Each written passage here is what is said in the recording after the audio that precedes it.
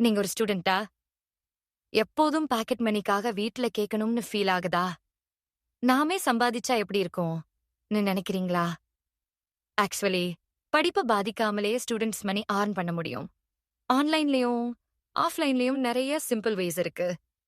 Freelancing. உங்களுக்கு writing, designing, video editing மாதிரி எந்த ஸ்கில் இருந்தாலும் போதும். ஃபைவர், அப்வொர்க் மாதிரி சைட்ஸ்ல ப்ரொஃபைல் கிரியேட் பண்ணி ஸ்மால் ஸ்மால் வொர்க்ஸ் எடுத்துக்கலாம்.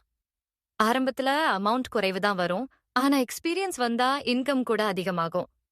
YouTube channel. இப்போ பல ஸ்டூடெண்ட்ஸ் யூடியூப் மூலம் நல்லா earn பண்ணிட்டு இருக்காங்க. Study tips, vlog, gaming, motivation. உங்களுக்கு எது இன்ட்ரெஸ்ட் இருக்குதோ அதுல ஸ்டார்ட் பண்ணலாம். ஃபர்ஸ்ட் ஃபியூ மந்த்ஸ் ஸ்லோவா இருக்கும். ஆனா கன்சிஸ்டன்சி இருந்தா ஆட்ஸ், ஸ்பான்சர்ஷிப் எல்லாம் வரும். Affiliate marketing. அமேசான், ஃப்ளிப்கார்ட் மாதிரி சைட்ஸ்ல அஃபிலியேட் அக்கவுண்ட் ஓபன் பண்ணி ப்ராடக்ட்ஸ் லிங்க் ஷேர் பண்ணலாம். யாராவது அந்த லிங்க்ல வாங்கினா உங்களுக்கு கமிஷன் வரும். சிம்பிளா சோஷியல் மீடியால ஷேர் பண்ணினாலே போதும். நோட்ஸ் வித்து earn பண்ணலாம். நீங்க நல்ல நோட்ஸ் எழுதுறவரா இருந்தா அதையே பிடிஎஃப் ஆக மாற்றி ஜூனியர்ஸ் கிட்ட செல் பண்ணலாம். எக்ஸாம் டைம்ல டிமாண்ட் அதிகம் இருக்கும்.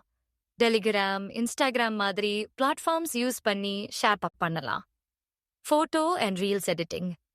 போட்டோகிராஃபி இன்ட்ரெஸ்ட் இருந்தா போட்டோஸ் எடுத்து ஷட்டர் ஸ்டாக்ல அப்லோட் பண்ணலாம். இல்லனா இன்ஸ்டாகிராம் ரீல்ஸ் எடிட்டிங் கத்துக்கிட்டு ஸ்மால் பிசினஸ் கிட்ட எடிட்டிங் சர்வீஸ் கொடுக்கலாம். புக் பப்ளிஷ் பண்ணலாம். அமேசான் KDP மூலம் ஜர்னல், பிளானர், ஆக்டிவிட்டி புக் மாதிரி புக்ஸ் பப்ளிஷ் பண்ணி பாசிவ் இன்கம் earn பண்ணலாம். ஒரே முறை அப்லோட் பண்ணினா தொடர்ந்து சேல்ஸ் வந்துகிட்டே இருக்கும். ஸ்டூடெண்ட் லைஃப்ல earn பண்றது பாசிபிள் தான். ஆனா ஸ்டடீஸ் ஃபர்ஸ்ட் ப்ரையாரிட்டி.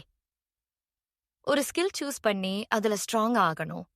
கன்சிஸ்டன்சி தான் மெயின். ஸ்மாலா ஸ்டார்ட் பண்ணுங்க. தீரே தீரே இன்கம் வரும்.